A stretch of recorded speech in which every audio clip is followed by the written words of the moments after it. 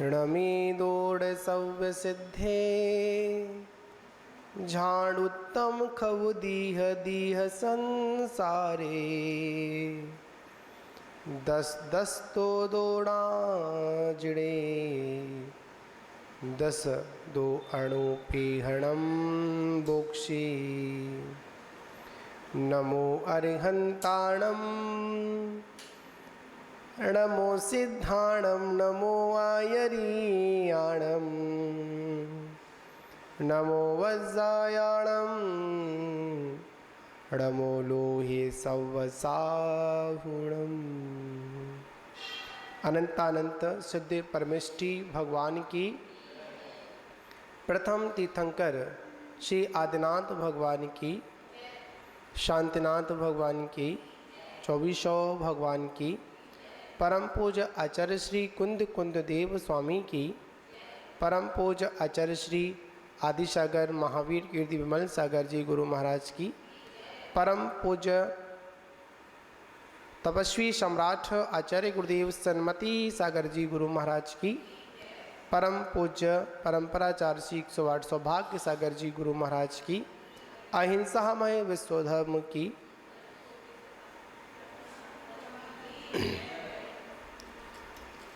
महानुभावों, बाणस सनुपेखा ग्रंथ का अपन वाचन कर रहे हैं और उस स्वाध्याय क्रम के अंतर्गत, वाचना के अंतर्गत आचार्य भगवंत 52वीं गाथा में हम सभी को संबोधित कर रहे हैं राग द्वेष मोह हासादि 9 कसाय परिणामों को सूक्ष्म और स्थूल रूप से देखा जाए तो उसे अशुभ मनयोग ही है और इन अशुभ मनयोगों को बताने वाले अगर हैं कोई तो वो जिनित परमात्मा है। तो हम लोग उसमें प्रशस्त राग और अप्रशस्त राग के बारे में भी समझ रहे थे और द्वेष के बारे में सभी लोग जानते हैं। राग का जो विलोम, जो विपरीत जो होता है वो क्या कहलाता है? द्वेष कहलाता है। जिसमें प्रशस्त राग में आचार्य भगवंत ने अरहंत सिद्ध आचार्य उपाध्याय सर्वसाधु को लिया, जिसमें शुभ उपयोग, शुद्धोपयोग और अशुभ उपयोग की चर्चा भी हम लोगों ने की। वास्तविकता देखा जाए कि जब तक शुद्धोपयोग नहीं बने तब तक हमको शुभ उपयोग में ही लगे रहना चाहिए। अशुभ उपयोग हम सभी को संसार सागर में डुबोने वाला है, संसार सागर की ओर हमको खींचने वाला है। तो जितना भी हो सके हम अपने जीवन में जब तक आत्मा इन कर्मों से मुक्त ना हो तो कम से कम मुक्ति पाने के उपायों को कम से कम ढूंढती रहे, उसी को शुभ उपयोग कहते हैं। और जब यह जीव उस मार्ग को ही नहीं ढूंढेगी, जैसे आवरण पड़ा हुआ है और उस आवरण के पीछे जो साक्षात जो दर्शन करना है, तो उससे पहले उस आवरण को हटाने का कार्य जो है उसको अपन क्या कहते हैं? शुभ उपयोग कहते हैं या शुभ क्रिया कहते हैं। क्योंकि शुभ क्रिया करने से ही हमारे जीवन में कुछ शुभ होगा। जो जिनेंद्र अनंत भगवान को जानता है, सिद्धों और अनगारों का श्रद्धान करता है और जीवों के प्रति अनुकंपा रखता है, उसी के शुभ उपयोग होता है। कौन सा उपयोग होता है? शुभ उपयोग होता है। क्या क्या बता दिया? पहला तो जिनेंद्र परमात्मा को अच्छी तरह जानता है। अगर इस संसार में कोई जानने अगर योग्य अगर कोई है तो मात्र वो जिनेंद्र परमात्मा है, क्योंकि वो ही हमको सच्चा मार्ग बताते हैं। अगर हम किसी की बात माने तो किसकी माने? संसार में बहुत से लोग कहते हैं हम किसकी बात माने, इनकी माने उनकी माने, समझ नहीं आता किस किस की बात माने। तो बहुत सुंदर एक समाधान मिला, मानो मात्र अरहंत परमात्मा की बात मानो, उनकी आज्ञा में चलो, क्योंकि उनकी आज्ञा में तो अनगार भी चलते हैं, मुनराज भी चलते हैं और श्रावक भी चलता है। अगर कोई हमको आज्ञा देने वाला अगर संसार में अगर कोई अगर है तो वो कौन है? जिनेंद्र परमात्मा। जिनेंद्र की आज्ञा का क्या करें? हम अनुसरण करें, उनका पालन करें। और आज्ञा मानने से पहले हम जिनेंद्र परमात्मा को अच्छी तरह जाने। अरहंत क्या परिभाषा आती है? अरिहंत मतलब जिन्होंने अरि माने कर्म और हंत माने नष्ट, जिन्होंने कर्म रूपी समूह को नष्ट कर दिया है वही अरहंत है, वही देव है। उनकी बात माने, उनको जाने। और जिनके पास कर्म आदि है उनको हम क्या जाने? जो कर्मों के समूह से विभूषित हैं ऐसे व्यक्ति को हम क्या जाने? जो स्वयं भयभीत है, स्वयं दुखी है, स्वयं अपनी रक्षा नहीं कर पा रहा है, तो हम उसकी शरण में हम क्या जाएं? जो स्वयं जन्म और मरण के चक्कर में पड़ा हुआ है, वो क्या हमारे जन्म और मरण को दूर कर सकता है? कभी नहीं कर सकता, ना भूतो ना भविष्यति। हमारे जन्म मरण को वही दूर कर सकता है कि जिसने अपने जन्म और मरण को दूर कर लिया हो। जाने, अरहंत को जाने। किसको जानना है? अरहंत को जानना है। कैसा जानना है? जैसा शास्त्रों में रूप बताया है, जैसा उनका स्वरूप बताया है वैसा जाने। 40 मूल्य गुणों से विभूषित है, ऐसे अरहंत को जाने। जिनकी शरण में जाने मात्र से ही मेरे मिथ्यात्व रूपी पर्वत का चूर चूर हो जाता है, ऐसे अरहंत को जाने। जिनकी शरण में जाकर सुख शांति का अनुभव मिलता है ऐसे अरहंत को जाने। जिनके शरण में जाने से समस्त संसार के कार्यों की सिद्धि हो जाती है ऐसे अरहंत को जाने। और ऐसे अरहंत को जाने कि जिनके चरणों में देवी देवता चक्रवर्ती क्या रहते हैं? हमेशा नतमस्तक रहते हैं। ऐसे अरहंत के बारे में जान, जिनका ज्ञान, जिनका शासन एक लोक में नहीं पूरे तीनों लोकों में विद्यमान है, ऐसे अरहंत को जाने अपन। पर आज हम अरहंत को नहीं जानते हैं, जिनेंद्र को नहीं जानते हैं। जिनेंद्र का मतलब जितेंद्रिय। कौन सा इंद्रिय? जितेंद्रिय। जिन्होंने अपनी इंद्रियों को जीत लिया है ऐसे जिनेंद्र को जाने। पर हम करते क्या है? हम उनको जानने का प्रयास करते हैं जो इंद्रियों के भी दास बने हुए हैं। किनके दास बने हुए हैं? इंद्रियों के दास बने हुए हैं। मुझे बड़ा सुंदर एक व्याख्यान याद आया। मैं एक पुस्तक पढ़ रहा था, मानवता की दूरी। किसकी दूरी थी? मानवता की दूरी। नीरज जी जैन सतना वालों की बड़ी सुंदर पुस्तक है, नाम भी है मानवता की दूरी। और वास्तविकता मानव जीवन कैसा होता है उसमें बहुत सुंदर उन्होंने विवेचन किया। अहिंसा के बारे में बहुत सुंदर उन्होंने व्याख्यान किया, अनेक अनेक उन्होंने जीवंत उदाहरण देकर समझाने का प्रयास किया। तो सम्राट सिकंदर जब अपने राज्य से भारत आ रहा था तो वहाँ पर निकलते समय एक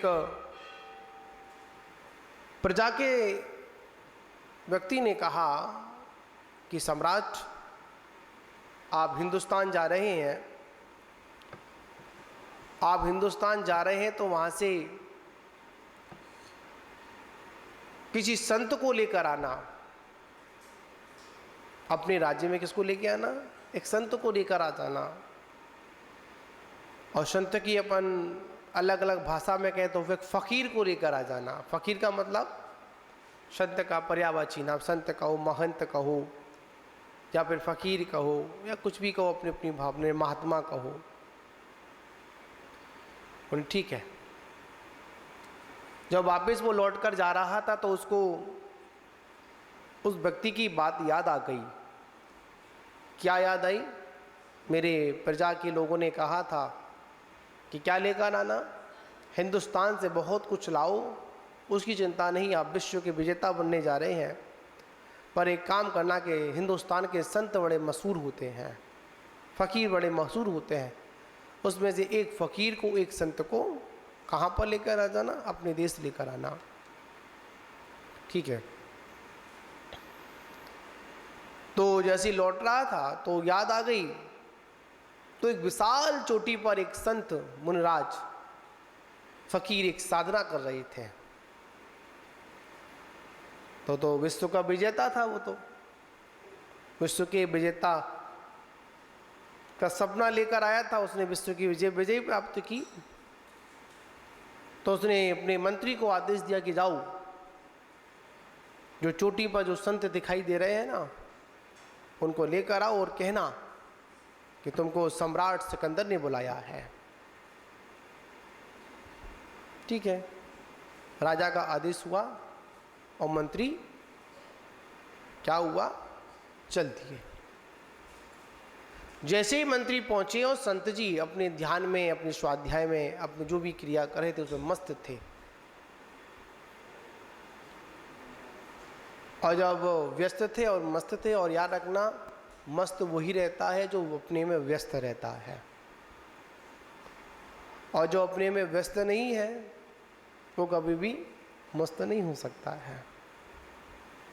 आनंद सागर में डूबे हुए थे। तो मंत्री ने कहा कि सिकंदर ने आपको बुलाया है। हे महाराज, हे संत जी, आपको कौन बुला रहे हैं? चलो हमारे साथ। किसने बुलाया है?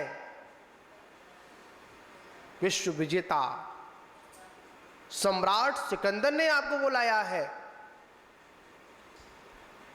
तो संत जी ने कहा कि जाके उससे कह देना, होगा विजेता अपने लिए, वो तो मेरे दासों का भी दास है। क्या बोल दिया? बड़ा प्रेरक उदाहरण है। संत जी ने क्या कहा? कह देना सिकंदर से, होगा सिकंदर अपने लिए, होगा विश्व का विजेता अपने लिए होगा, पर मेरा वह दासों का भी दास है। जैसे ही सुना, पहले तो मंत्रियों को गुस्सा आया, अरे राजा के बारे में ऐसा बोल रहा है, ये कुछ भी नहीं है इसके पास, जहां तक है तन ढकने के लिए वस्त्र भी नहीं है, ना सर पर कोई ताज है। पर इतनी बड़ी बात इसने बोल दी, कह देना सिकंदर से मेरे दासों का भी दास है। गुस्सा तो आया, पर क्या करे, जब तक राजा की आज्ञा नहीं होगी जब तक मंत्री भी कुछ नहीं कर सकता है। तो राजा से कहा, सिकंदर से कहा, संत तो आने को तैयार नहीं है, पर उन्होंने आपके लिए एक संदेश भी पहुंचाया है कि कह देना सिकंदर से वो मेरे दासों का भी दास है। बात बड़ी चुभने वाली थी, तो वह झट गुस्सा में तो आया, पर वो थोड़ा समझदार था, जानकार था। उसने कहा इस जिज्ञासा का समाधान तो करना चाहिए, आखिर में संत जी ने ऐसा क्यों बोला कि मेरे दासों का भी दास है वो। बड़े विनय के साथ पहुंचा। पहुंचने के बाद संत जी निवेदन किया कि आखिर में आपने ऐसा व्याख्यान, ऐसा उपदेश क्यों दिया। मैंने आपको बुलाया था, आपको आना चाहिए था, पर आपने संदेश दिया कि वो मेरे दासों का भी दास है। समझ नहीं पाया। मैंने हाँ, तू मेरे दासों का भी दास है। मैंने क्यों? मैंने पांचों इंद्रियों को अपने बस में कर लिया है, पांचों इंद्रियां मेरी दास हैं, और सिकंदर उन पांचों इंद्रियों का दास है। क्या समझे? जितेंद्र होते हैं, जितेंद्रिय होते हैं, ऐसे वो जिनेंद्र भगवान उनके मार्ग पर चलने वाले अनगार साधु संतों का क्या करना चाहिए? श्रद्धान करना चाहिए। जैसे सिकंदर से सुना तो हाँ, उसको पता चल गया निश्चित ही हिंदुस्तान के संत अपने बहुत बड़ा एक स्थान रखते हैं। समझिए, यहां पर आचार्य भगवान कहते हैं अगर हमको किसी को दास बनाना है तो अपनी इंद्रियों को दास बनाएं, तो पूरा विश्व अपने आप आपका दास बन जाएगा, आपके बस में हो जाएगा। पर हम क्या करते हैं?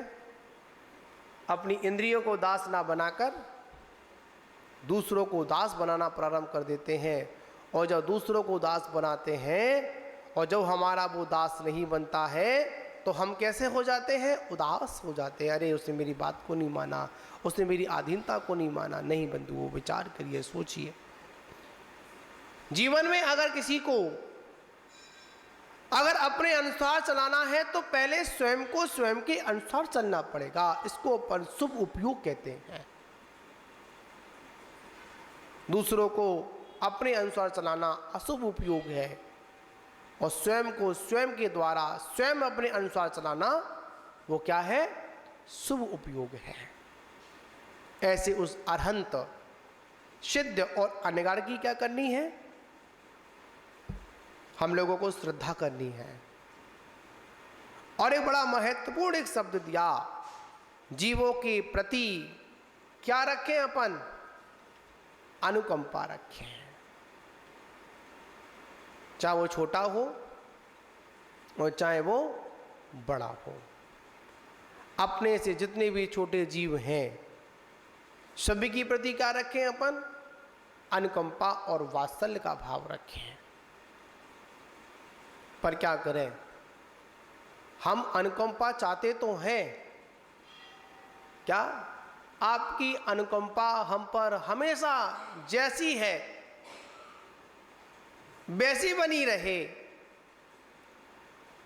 पर जो हमको अनुकंपा से जो प्राप्त हुआ है हम उसको क्या नहीं करते? दूसरों पर भी नहीं करते हैं।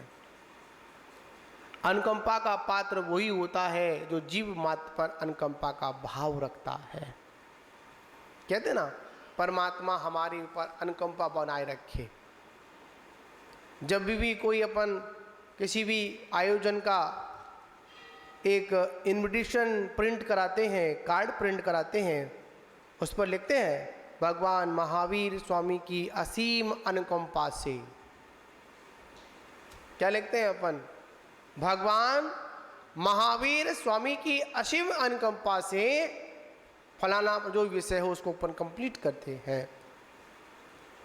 पर भगवान की देशना में आया, मेरी अनुकंपा का वही पात्र होगा कि जो जीव मात्र पर अनुकंपा का भाव रखेगा, जो दूसरों को सताएगा, जो दूसरों को दुख देगा, दर्द देगा, वो मेरी कभी अनुकंपा का पात्र नहीं बनेगा। तो क्या करना है? अरहंत को जानना है, अपने सिद्ध और आचार्यों पर, अनगारों पर क्या करना है? श्रद्धा करना है। श्रद्धा भी कैसी करनी है? अचल करनी है, अटूट करनी है। कितना भी कोई कारण बन जाए पर मैं अपनी श्रद्धा को चलायमान नहीं होने दूंगा। उसके बाद तीसरा क्या बताया?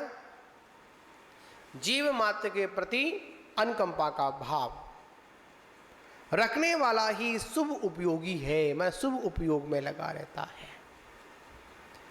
जब हम दूसरों पर अनुकंपा करेंगे तो किसी को मारेंगे भी नहीं, किसी को कष्ट भी नहीं देंगे, किसी को सताएंगे भी नहीं, और जहाँ तक है पांचों पापों को भी हम लोग नहीं करेंगे। जब दूसरों पर अनुकंपा बनाए रखेंगे तब, अनुकंपा का भाव जब होगा तब।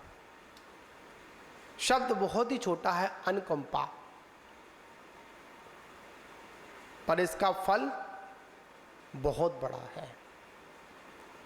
अनुकंपा करने से, वात्सल्य का भाव रखने से हम भी आगे चलकर भगवान बन जाते हैं, तीर्थंकर बन जाते हैं। किसकी भावना माने से? इस अनुकंपा, जीव मात्र के प्रति करुणा का भाव रखने से। तो महान बाबू, हम सभी लोगों को यहाँ पर अरहंत की भक्ति करना है, प्रवचन मतलब आगम के उपदेशों को सुनना है, और जो मुनिराज हैं, जो त्यागी गण हैं, उन पे क्या करना है? वात्सल्य भाव रखना है। ये भी क्या? ये चर्या क्या है? शुद्ध उपयोग वाली चर्या होती है। सीधी सीधी बात सभी लोग जानते हैं, पाप करना अशुभ है और धर्म करना शुभ है। आचार्य गुणवंत स्वामी जी ने आत्मशास्त्र में बड़ा सुंदर सूत्र दिया, पापस्य दुखम धर्मस्य सुखम। पाप करने से क्या मिलता है? दुख मिलता है, और धर्म करने से सुख की प्राप्ति होती है। तो महान बाबू, शुभ और अशुभ को समझते हुए हम सभी लोगों को क्या करना है? अपने जीवन में ऐसा अशुभ रागों को ना कर कर, अप्रशस्त राग को ना कर कर प्रशस्त राग करना है। अशुभ उपयोग में ना रहकर शुभ उपयोग में लगा रहना है। यही हमारे जीवन की सबसे महत्वपूर्ण क्या है? सार्थकता है। इसी के साथ विराम। जय बोलो शांतिनाथ भगवान की जय।